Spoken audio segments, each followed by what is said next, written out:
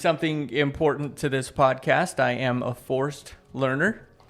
Forced. I thought we said you weren't going to use that word. You don't like that word, but word. It's really the best word there. It means that I usually have to be pushed into learning. That once I'm there, once I'm learning, or once I have learned something, I'm usually very grateful for that. Cue the last couple of years especially. But I usually have to get pushed into it. And it's not because I'm resistant to change so much, it's just that I'm content where I am. And Are you sure you're not resistant to change? Yes, I am. It's not well, maybe I am a little resistant to change. Maybe you're subconsciously resistant, but you don't want to be. It's more that what I'm trying to say is that I don't get forced into learning because I'm resistant to change. Right.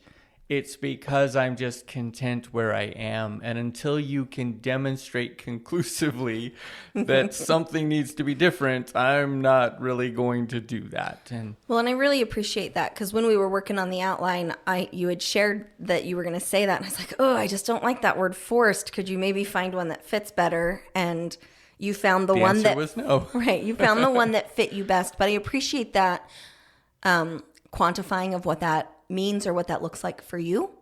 Because for me, again, input, traumatic history, and systemic abuse, force feels triggering for me.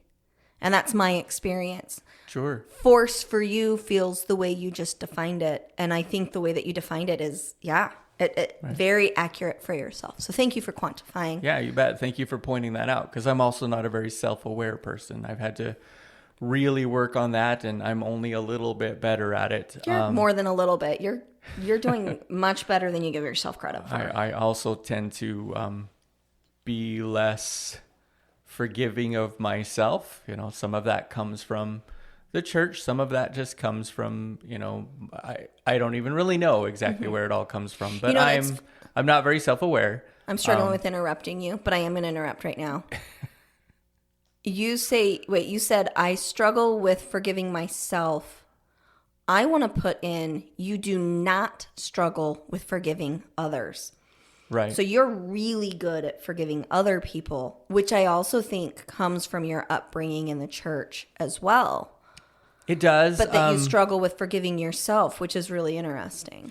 It does. And I'll actually explain that, because I think that that's going to be helpful down the road as we're talking, is that I can see my reasons, right? Like if I've screwed something up, I can see my reasons and I have my expectations for myself. Oh man, I should not have done that. And we don't use the word should in our house, but I just used it anyway.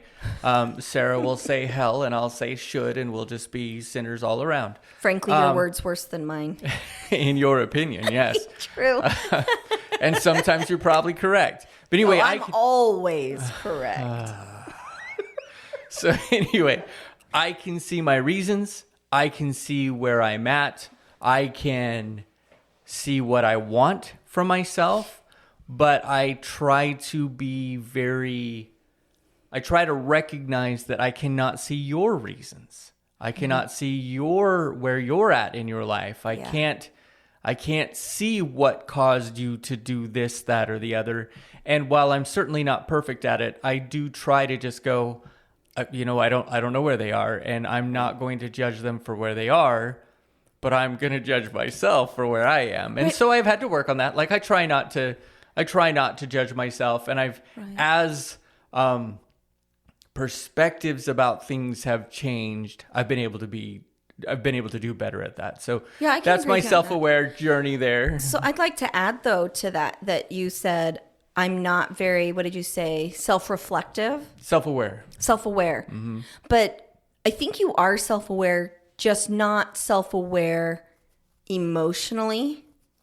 Because what you just described is, I get my journey, I get my reasons. So you have that awareness. I'm going to call that like maybe cognitive awareness. Like you understand why you did what you did.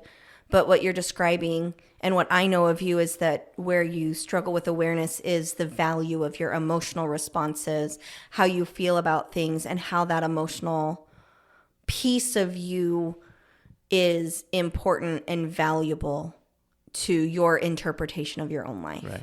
Does anybody else feel like I just got therapized? You did just get therapized. Okay, good. All right. It's not me. Oh, Hang on. Was it effective and helpful? That's irrelevant. I just got therapized. That was against my will. I did not sign a consent form for that. Honey, you said for better or worse. Wait, that's not what they say in the temple. You said yes. Goodness So now gracious. you're screwed.